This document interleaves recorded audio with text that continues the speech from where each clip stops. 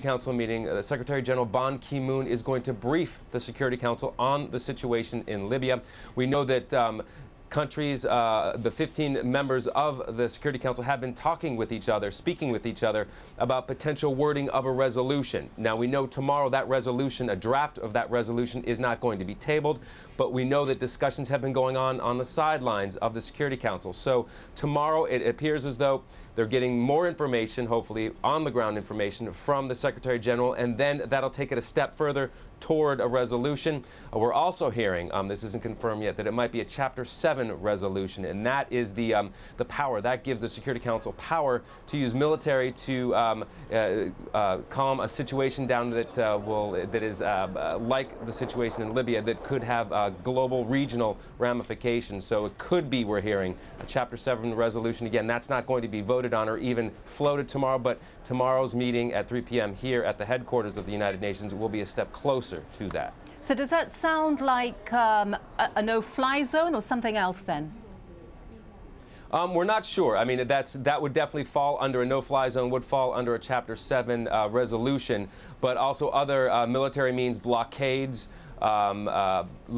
military blockades as well as goods blockades, sanctions, these kinds of things can all be part of a Chapter 7 resolution. It just depends on what the Security Council comes up with, what all 15 members agree should be in this resolution. No-fly zone is a very difficult thing for the United Nations Security Council to approve. It's rarely happened. There have been no-fly zones where the United Nations has been involved, but they have been administered by other nations. So it's a possibility, and that's one thing that a lot of these members of the Security Council have been telling us and have been saying in the media, that nothing is off the table at this stage. So yes, there could be a no-fly zone component to this ultimate resolution, but if you look at history, it's probably unlikely. All right, very interesting, Scott. Well, we'll certainly be checking back in with you later on. Scott Heidler for us at the United Nations. Many thanks. Now, several hundred Americans, along with British and Canadian citizens, are stuck in Libya because bad weather is preventing their evacuation. It's the second day that their US-chartered ferry has tried to leave the As-Shabaab port, but it can't because of 5-meter-high waves. In the meantime, a Canadian military plane has rescued a number of Canadians stranded at the Tripoli airport. Well, Colonel Gaddafi's violent crackdown has brought the role of Tripoli's US-based lobbyists under increased scrutiny. In recent years, they have worked hard to try to get Libya back in Washington's good books. Rosalind Jordan explains. Embassy Row in Washington, the workplace of hundreds of foreign diplomats.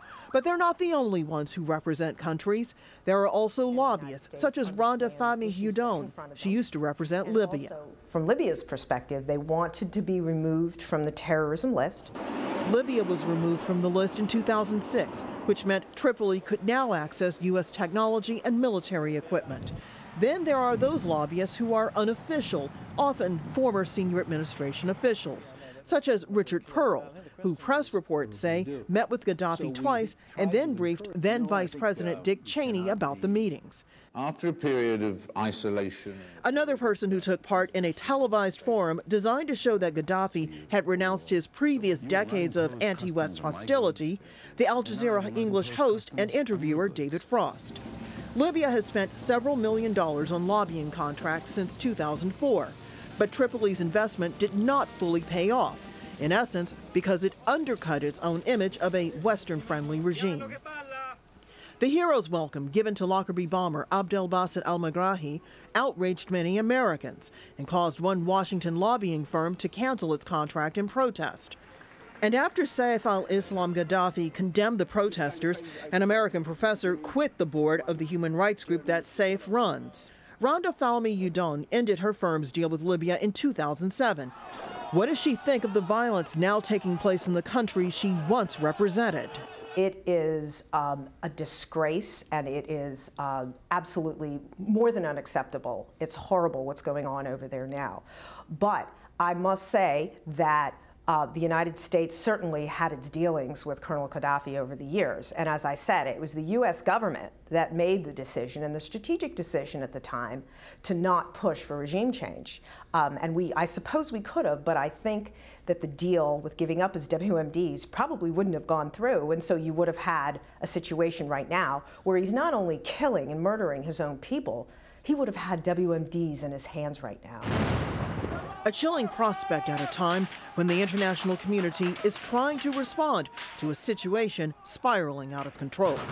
Rosalind Jordan, Al Jazeera, Washington. I'll be back later in the program with some more news from the Americas, including a look at Libya's Latin American connections and how they have left the region divided in its response to Gaddafi's crackdown.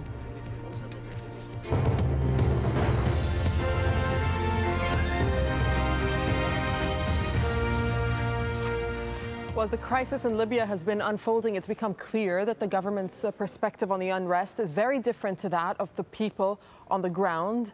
In this report from Malta, Al Jazeera's Cal Perry compares the two views through the eyes of a former Libyan embassy worker and his employer. Thursday morning here in Malta, the Libyan ambassador decided to hold a press conference. During that event, he said, quote, "Truth cannot be one-sided." With that in mind, we decided to interview one of his former employees, the head of his security. Take a listen to the contrasting views. There is a lot of distortion, apparently, of what is going on. Was there a bombardment of civilians, of cities? Of course, this is categorically denied by the Libyan government. During the attack, I called my friend. He was on the roof, and he told me, Fashloom is burning. Fashloom is burning. He don't have nothing to lie for me or something, you know. He told me the truth. What else did he tell you about what was happening to the... Shooting is everywhere. Helicopter rolling on the top of them heads.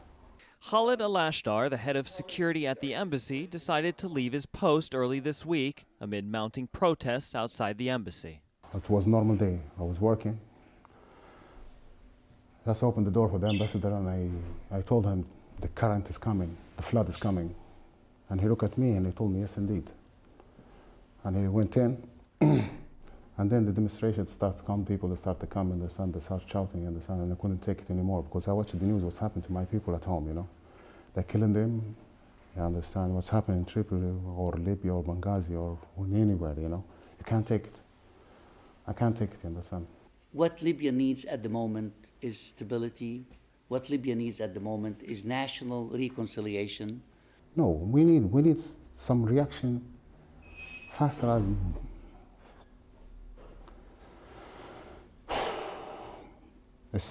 We need something happen now, you understand? Because the man, he's gangster, you know.